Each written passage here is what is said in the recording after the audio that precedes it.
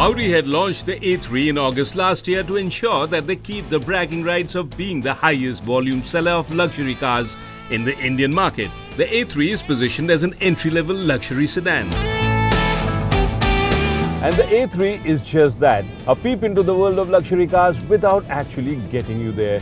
It's a car which is narrow, which is cramped, but loaded to the brim with all kinds of goodies. Name it and you find the gizmo here.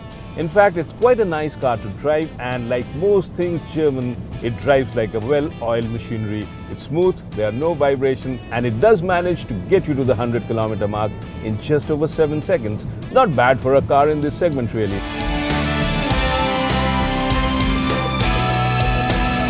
But the only problem I see with this A3 is that the Germans think alike.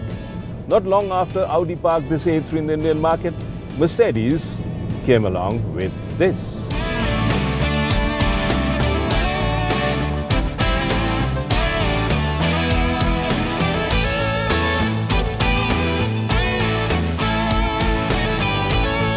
CLA from Mercedes-Benz, and this can prove to be the game changer for this segment with its striking looks and might just spoil the Audi A3 party a wee bit.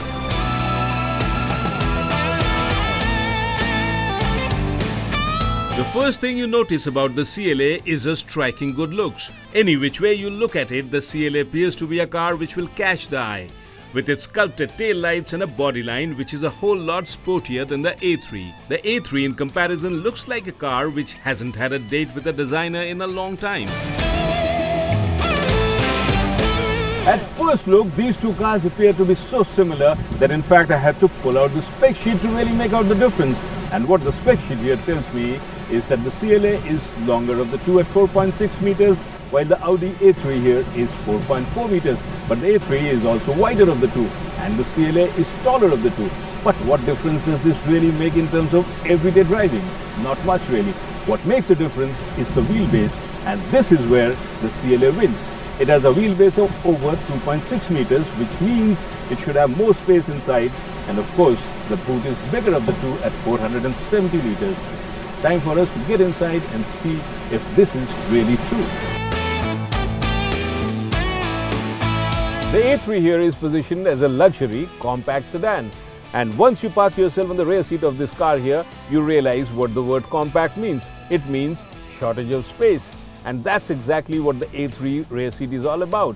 When I adjust the driver's seat for my size and get into the rear seat, then my knees keep banging on the back of this seat. Plus, there is just about adequate shoulder room, which means that this back seat here is just good for 2 adults and nothing more than that. And if you are traveling long distance in the back seat, you will be a bit uncomfortable for sure. But then the shortage of space is somewhat compensated by the conveniences you have.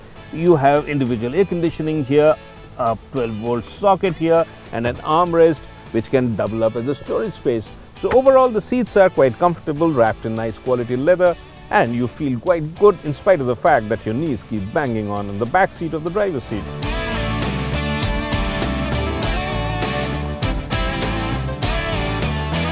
Well, I don't really need a measuring tape to tell me that the rear seat of the CLA does offer a whole lot more space than the A3.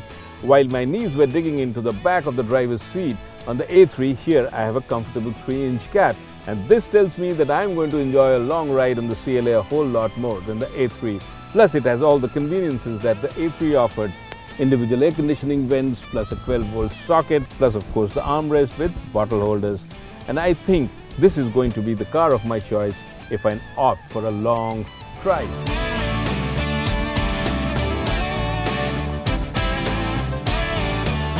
If space is one area of consideration and the other being the quality of interiors and the features, then it is now time to see which of the two really has it. If you step inside the A3 and you really expect things to be very spectacular or grand here, you are bound to be disappointed, because at very best the things are here only very basic, although they don't look bad, and there are bits and parts of elegance, including the turbine-shaped aircon vent here with chrome surround, which looks quite nice, and the golf ball shaped gear lever which feels and looks rather good. The steering wheel here is a leather wrapped affair which feels very good to hold with multifunction buttons on it, but the instrumentation here is again very basic. The only hint of a drama really comes when you switch on the ignition. and you find this MMI display here popping out of the fascia. Looks rather good.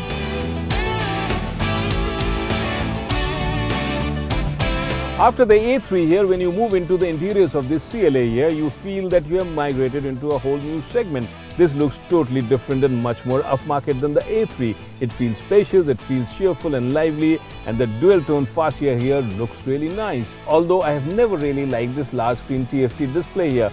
Although it's very functional, but it looks like it's been pasted on, and I've said this many times.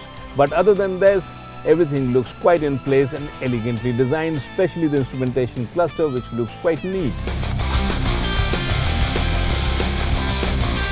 As you'd expect from any luxury brand, both the cars are loaded with gizmos. From navigation to sunroof, you have everything in here to make it an enjoyable experience.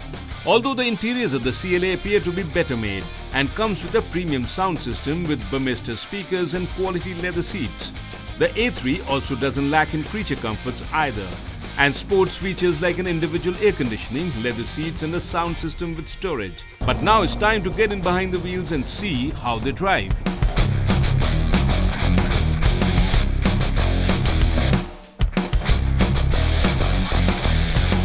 The CLA is powered by a 2-litre petrol engine, which produces 181 brake horsepower and 300 Nm of torque. In comparison, the A3 is powered by a 1.8-litre petrol engine, producing 177 brake horsepower and a much lower 250 Nm of torque. But in terms of fuel efficiency, the A3 has a slight edge over the CLA, as it returns 16.6 km to a litre, as compared to the CLA, which manages a marginally lower 15.04 km to a litre. But in terms of driving characteristics, these two machines are quite different. While the A3 feels light and very easy to drive and accelerates easily to the 100 km mark, the CLA on the other hand has a heavier steering and makes you feel as if you are driving a much bigger car. But on the highway, the CLA feels very planted and rock solid.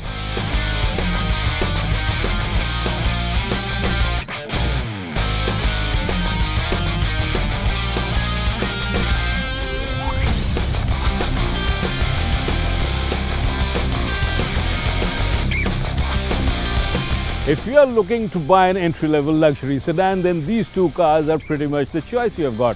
And after having driven both these today, all I can say is, sorry Audi fans, my clear vote goes to the CLA here, as she is the winner in every department you can think of. In terms of look, she looks absolutely stunning and gorgeous. In terms of the interiors, she has set a new benchmark for the entire segment.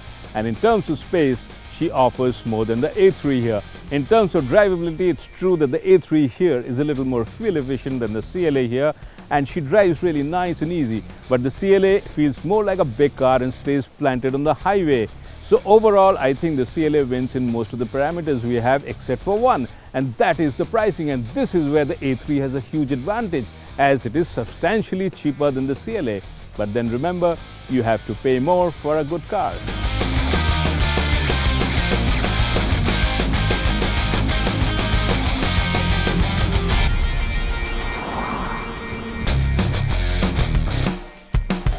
The Audi A3 is offered only in one gasoline trim, and it's ditto for the CLA as well. And in terms of pricing, Audi is more aggressive of the two, while Mercedes has chosen to go the premium way, loading their car with all the frills and pricing it accordingly at Rs 35 lakhs ex-showroom Delhi. The A3 is more reasonably priced at Rs 28.5 lakhs to ensure that it does attract the first-time buyer of a luxury car.